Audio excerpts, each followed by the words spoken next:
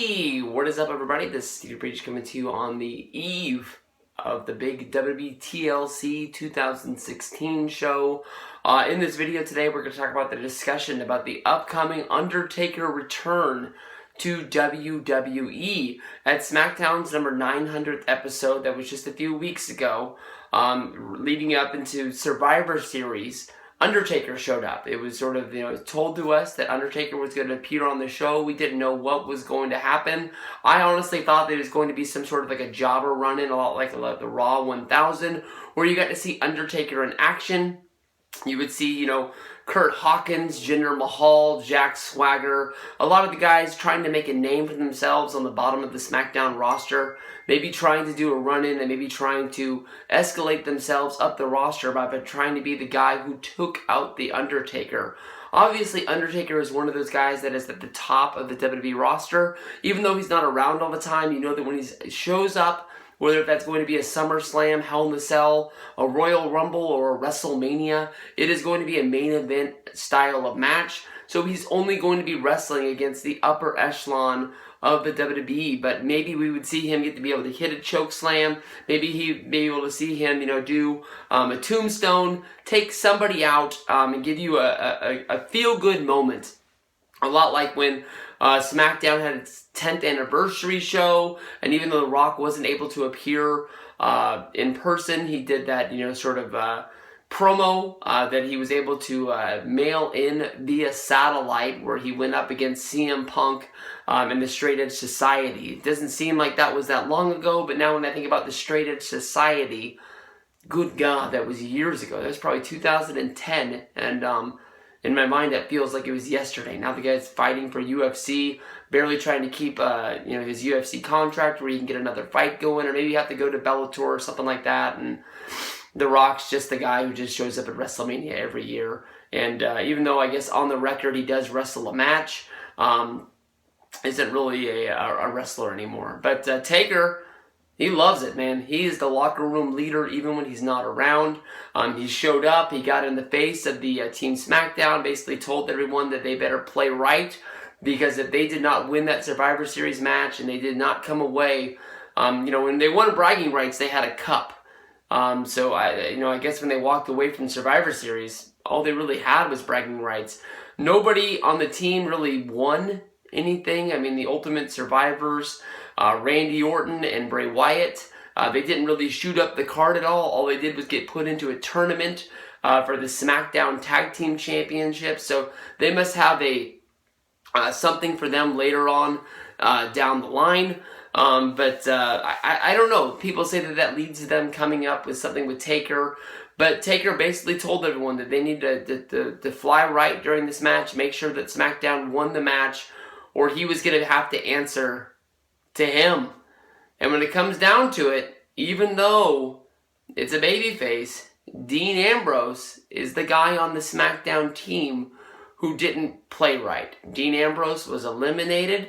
It was because that he got into a fight with AJ Styles, but Dean Ambrose is the guy that came back into the match after he was eliminated, and along with his former Shield members, Seth Rollins and Roman Reigns, made it where AJ Styles was eliminated. In my mind, I thought he got rolled into the ring by Seth Rollins and pinned, but in a lot of the reviews of that night, I watched that he was counted out. So I don't know, maybe if I just saw something that I didn't see because I had to stay up so late to watch the show, that I was hallucinating or something like that. But one way or another, Dean Ambrose cost AJ Styles, your WWE champion, from being eliminated from the match, hurting SmackDown in the process. SmackDown did end up winning the match, so maybe Undertaker served his point. He showed up, he built up hype for Survivor Series, but he didn't actually have to wrestle. He didn't even have to take his coat off. All he had to do was stare at some people, and it got people thinking. In my mind, when I talked about Undertaker showing up at Survivor Series, it was a lot like we had to talk about the match, but then we also had to talk about basically Undertaker holding a Money in the Bank briefcase, because there is that X factor that you have to figure into it, that if SmackDown loses this match, what is this building to? What is this going towards? Is it going to be At that point, I was dreaming of AJ Styles against The Undertaker live from the Alamo Dome at the Royal Rumble, which basically led to Undertaker beating AJ, Undertaker being the champion leading into WrestleMania, John Cena winning the Royal Rumble, and then my ultimate dream match being added a little bit more of a stipulation, John Cena going up against The Undertaker at WrestleMania 33, not only going up against the biggest competitor that he has not had a match with since 2002 when John Cena wasn't even John Cena. He was still wearing the football jerseys, he was still doing the rapper's gimmick, and he had not come into form of being the leader of the WWE, the guy that's on the backpacks, the guy that's on the lunch boxes. It'd be basically like looking back at John Cena when he was still a mid-card competitor. He had not become the guy that he is today. So we'll finally be able to see Undertaker versus John Cena. And not only will it be that dream match factor, it will be John Cena going up against the guy that he's never beat for the Ric Flair record. And for, Cena to beat somebody to win the championship for the 16th time, to put himself in the upper echelon of names with, Ric Flair and the Nature Boy. Woo!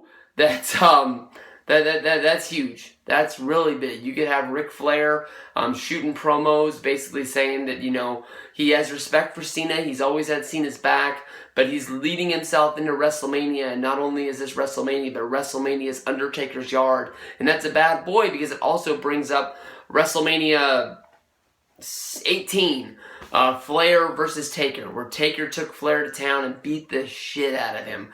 All you have to do is know just the finale of it. You don't really have to think about the storyline of the match, where basically Flair wasn't a wrestler at the time, but Ric Flair was still Ric Flair. He was the leader of the Smackdown brand, and Undertaker was pissed that he was drafted to Smackdown after he told Ric Flair that he did not want to be on Smackdown. And now look at this, it comes full circle. Here he is, the locker room leader of Smackdown, and he's not even drafted onto that brand. He just felt like showing up and pointing his finger at some faces. It's not a guarantee, it's not locked that Undertaker is going to appear at TLC. It would be one hell of a moment. I think Undertaker appearing and doing something to add to the finish to the match brings a whole lot more than James Ellsworth poking his nose into this, basically, even though he's beat AJ countless times on SmackDown. No one really looks at Ellsworth as being a main event superstar that deserves to be the main event of a pay-per-view. The way they labeled him at Survivor Series, that he was the team mascot, honestly, in my opinion, was the best way to label him.